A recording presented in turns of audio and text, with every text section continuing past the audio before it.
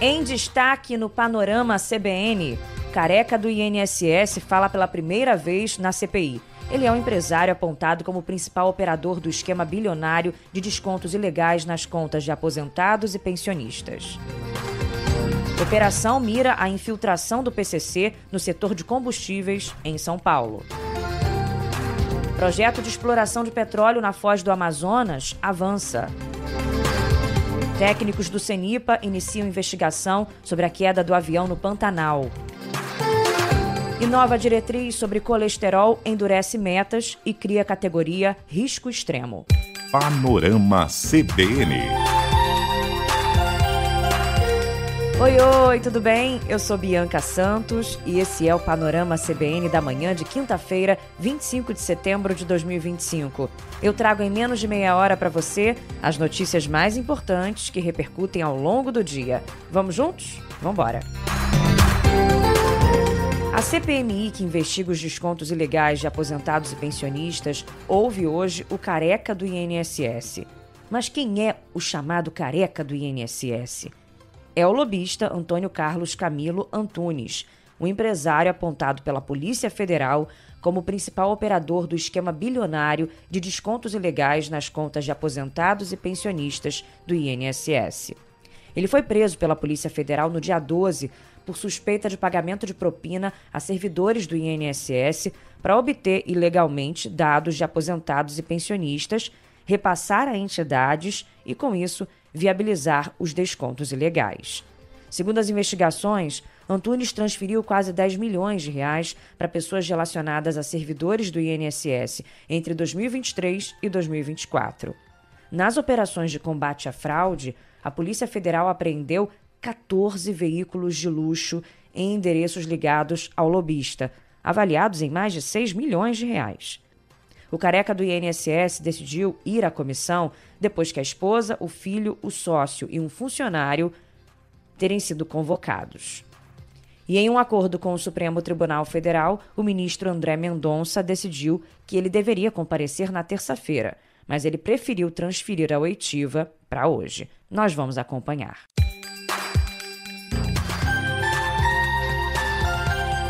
O Ministério Público de São Paulo e a Polícia Militar realizam a Operação SPARE, com o objetivo de cumprir 25 mandados de busca e apreensão contra a organização criminosa PCC, infiltrada no ramo de combustíveis. Segundo as investigações, o chefe do esquema é o empresário Flávio Silvério Siqueira, conhecido como Flavinho, suspeito há anos de lavar dinheiro do crime organizado por meio de postos de combustíveis. A apuração começou no dia 9 de julho de 2020, depois que a Polícia Militar alertou sobre o funcionamento de uma casa de jogos clandestinos em Santos, no litoral paulista, durante uma diligência relacionada ao cumprimento de mandado de busca e apreensão expedido pelo Juizado Especial Criminal da cidade. A ação de hoje, que a gente está acompanhando, deveria ter ocorrido junto com a Operação Carbono Oculto, que revelou as operações do PCC dentro de fintechs do sistema financeiro da Faria Lima. Mas as medidas cautelares, inicialmente solicitadas pelos promotores, foram indeferidas pela Justiça de Primeiro Grau, sendo necessário recorrer ao Tribunal de Justiça para autorização. Vamos lembrar que as investigações apontam que os valores provenientes da exploração de jogos de azar eram transferidos para contas da BK Bank, após passarem pelas contas dos postos. Além disso, grande parte do lucro da organização criminosa vinha de crimes de adulteração de combustíveis.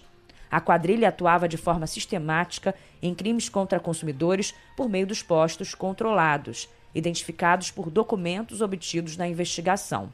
A Agência Nacional do Petróleo foi acionada e enviou uma planilha com mais de 3 mil ocorrências envolvendo cerca de 50 estabelecimentos. Continuaremos acompanhando essa operação ao longo do dia. Você terá outros detalhes no nosso site, na programação da CBN e no Panorama CBN da noite.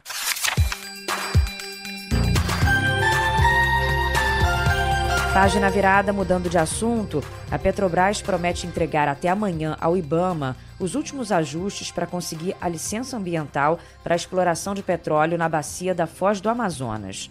Ontem, o IBAMA aprovou o plano de simulações de segurança que a Petrobras fez no litoral do Amapá.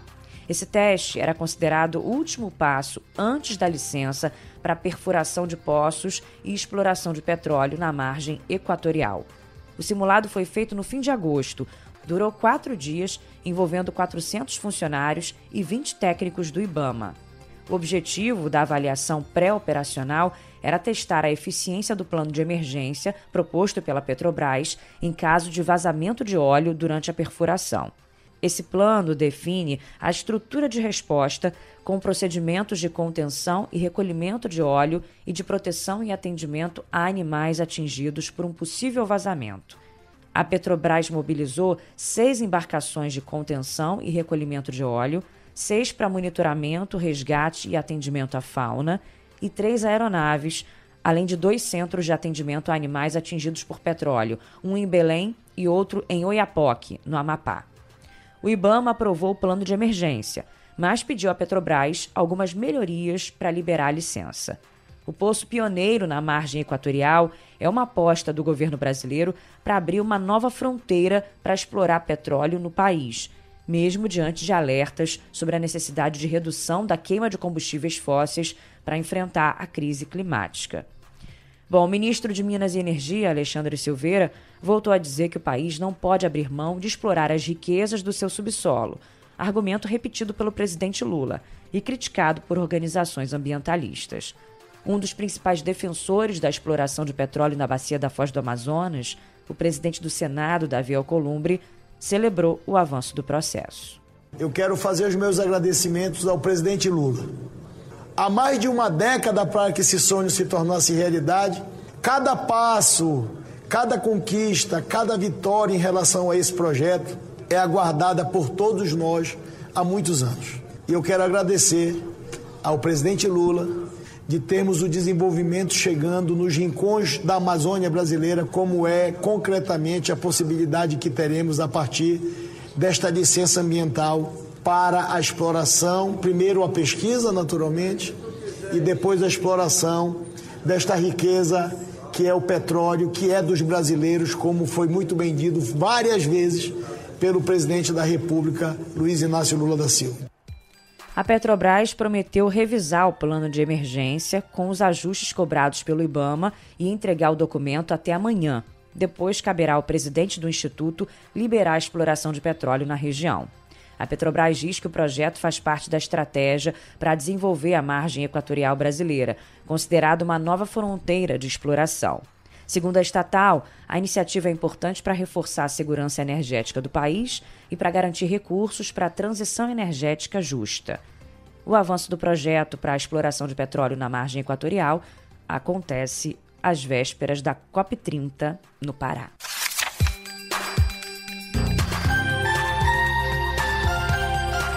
Técnicos do CENIPA chegam hoje a Aquidauana, no Pantanal, para apurar as causas da queda do avião que matou um dos maiores arquitetos do mundo, 2 cineastas e o piloto. A Secretaria de Justiça e Segurança Pública do Mato Grosso do Sul vai investigar se o avião estava sendo usado de modo irregular. A aeronave pegou fogo depois de tentar pousar numa fazenda. Os corpos ficaram carbonizados. Um horror. Bom, os corpos do documentarista Luiz Fernando Cunha, do diretor de cinema Rubens Crispim Júnior e do piloto Marcelo Pereira de Barros passaram por exame de DNA nesta quarta-feira. O corpo do arquiteto paisagista chinês Kongjian Yu só será analisado após a chegada da família. Eles estavam gravando um documentário sobre como as metrópoles poderiam conviver melhor com a água, principalmente em tempos de mudança climática. O arquiteto chinês era um convidado importante para o filme porque foi o criador do conceito das cidades esponja. Na sexta-feira, Yu esteve na abertura da Bienal Internacional de Arquitetura de São Paulo. Ele lembrou das enchentes do Rio Grande do Sul e falou sobre o conceito das cidades esponja que pode ajudar a combater inundações no Brasil.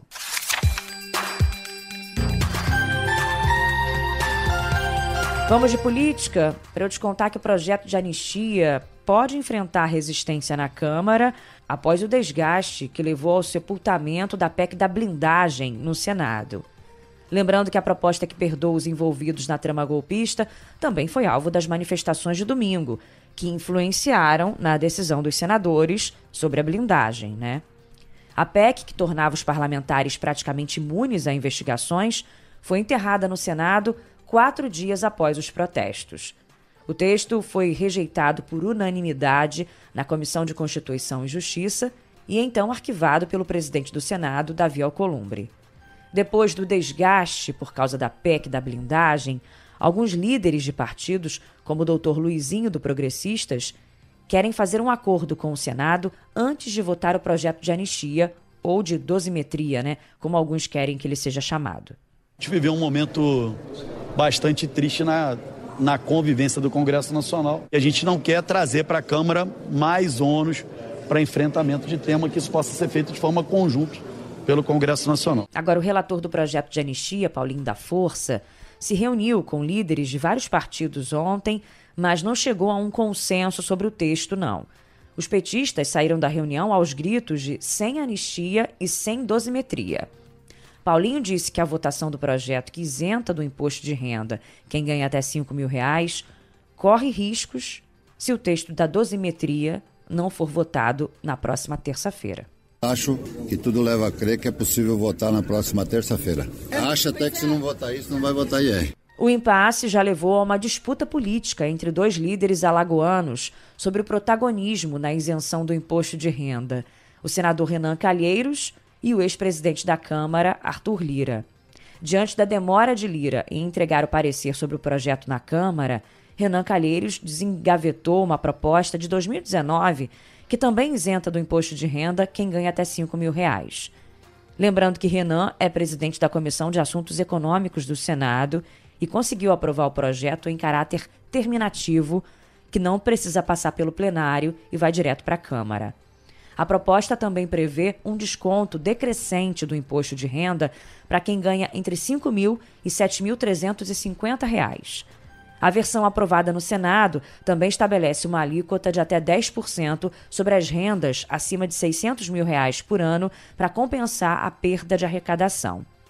O ministro da Fazenda, Fernando Haddad, participou de uma reunião, uma audiência, na Comissão de Agricultura da Câmara e voltou a defender a aprovação do projeto do imposto de renda.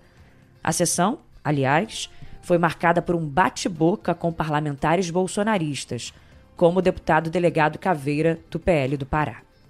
Mas o ministro só sabe taxar. Não é à toa que o apelido do senhor no Brasil é Fernando Taxade. Qual é o programa que Vossa Excelência tem para tirar o Brasil do caos que o Bolsonaro entregou com 56 bilhões de superávit? Obrigado. Sobre taxação, a maior vagabundagem que foi feita nesse país, que esse taxa de maneira cruel, é não corrigir a tabela do imposto de renda. Bolsonaro ficou 4 anos sem corrigir a tabela do imposto de renda e sem dar R$1 acima da inflação para o salário mínimo. Agora, taxar Bet, super rico e banco, para isentar quem o Bolsonaro cobrou, isso só pode usar o apelido à vontade. Nós vamos começar a taxar Bet, a taxar banco, a taxar bilionário que não paga imposto, porque é assim que se busca a justiça tributária.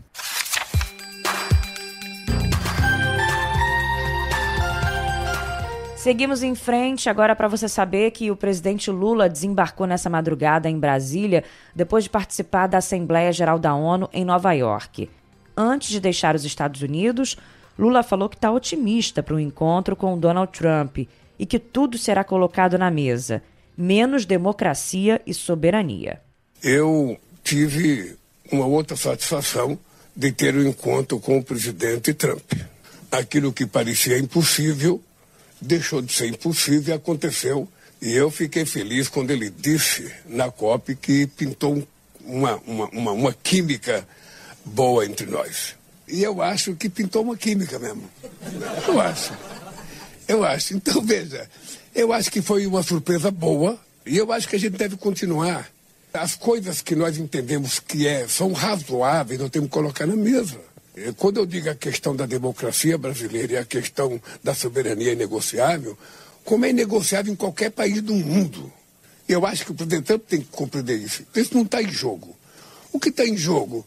Sabe, nós temos o seguinte, nós discutimos com o mundo inteiro as nossas terras raras. Lula retribuiu o afago, a Trump. Aliás, repetindo as palavras dele, deu química.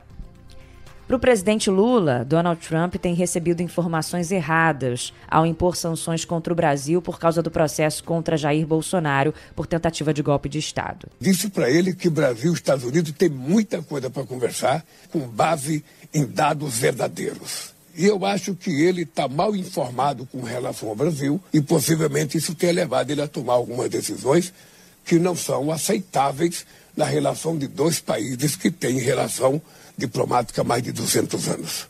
Então, na hora que a gente tiver o encontro, eu acho que tudo isso ficará resolvido.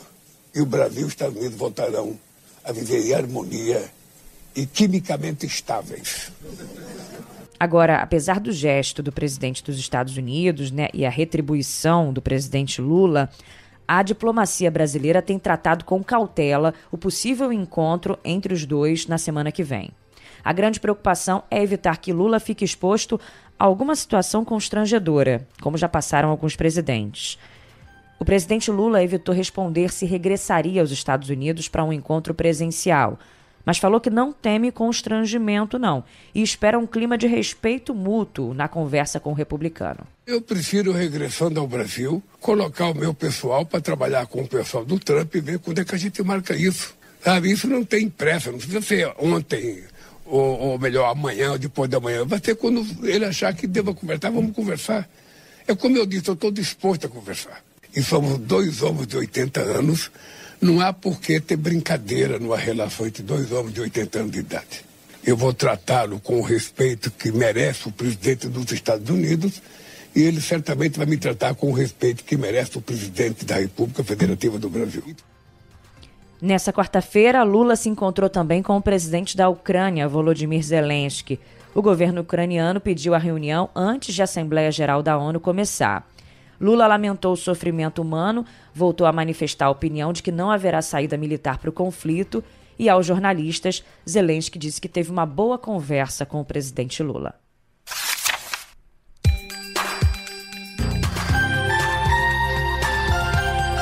Vamos de saúde agora, com alguns alertas importantes.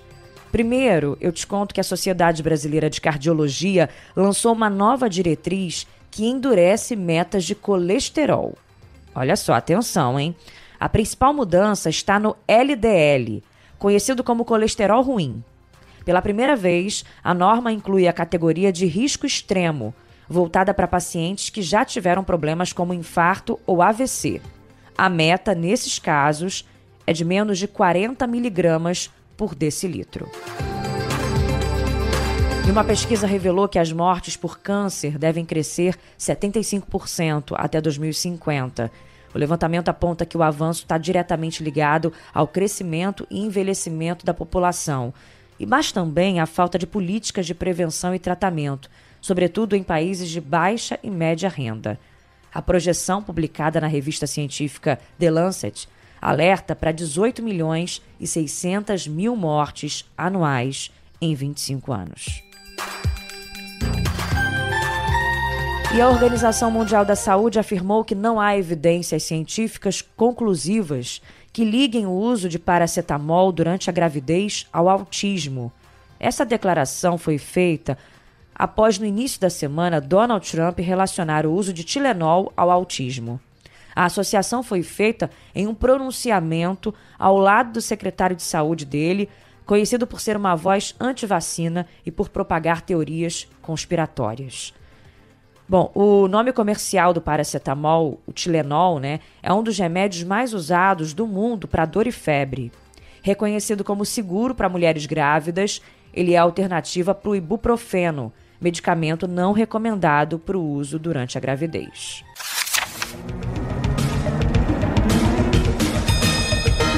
Vamos agora aos destaques internacionais. A Venezuela foi atingida por 2 terremotos na noite desta quarta-feira, segundo informou o Serviço Geológico dos Estados Unidos. O primeiro tremor, de magnitude 6,2, foi registrado na região petrolífera de Mene Grande, a uma profundidade de 7,8 quilômetros.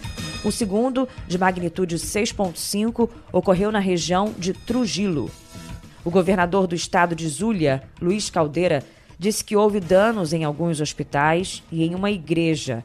mas não houve vítimas.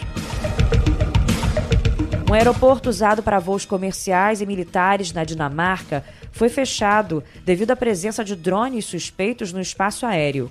2 dias atrás, o principal aeroporto do país, em Copenhague, teve pousos e decolagens interrompidas também pelo mesmo motivo. Autoridades do país disseram que os artefatos seguiram padrão semelhante ao observado na capital dinamarquesa.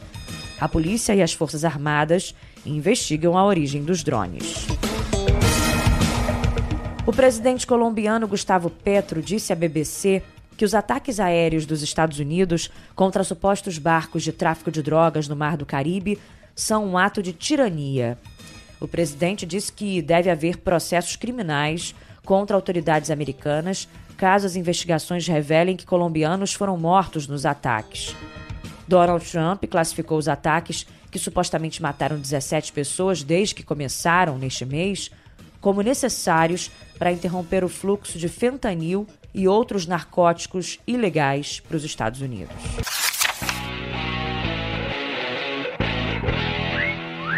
Agora vamos com o futebol. O Palmeiras venceu o River Plate por 3-1 no Allianz Parque e se classificou para as semifinais da Libertadores. Na próxima fase, o clube comandado por Abel Ferreira vai enfrentar o vencedor de São Paulo e LDU do Equador, que jogam hoje às 19h. O São Paulo precisa de 3 gols no Morumbis para ficar com a vaga no tempo normal, ou 2 de diferença para levar a decisão para os pênaltis. Às 9h30, o Flamengo pega o Estudiantes, na Argentina, com a vantagem de 2-1 no primeiro jogo. Na Copa Sul-Americana, o Atlético Mineiro venceu o Bolívar, da Bolívia, por 1-0 e vai encarar o equatoriano Independiente del Valle nas semifinais. E em rodada atrasada do Campeonato Brasileiro ontem, o Vasco venceu o Bahia por 3-1 e Grêmio e Botafogo empataram em 1-1.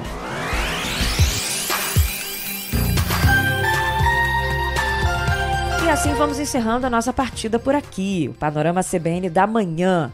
No time, eu, Bianca Santos, nosso DJ Laerte Afonso, nosso editor Edmilson Fernandes e você, que pode participar sempre, sugerir reportagem, comentar os assuntos, elogiar, criticar. Sua participação é muito bem-vinda. Fala comigo lá pelo Instagram, biancasantos.bia, ou então por e-mail, bianca.santos@cbn.com.br. Um beijo grande, não se esqueça do Panorama CBN da noite com Leandro Gouveia e até amanhã no nosso Sextou com o Espaço Musical. Pode mandar música pra mim.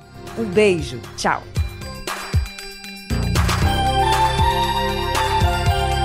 Panorama CBN.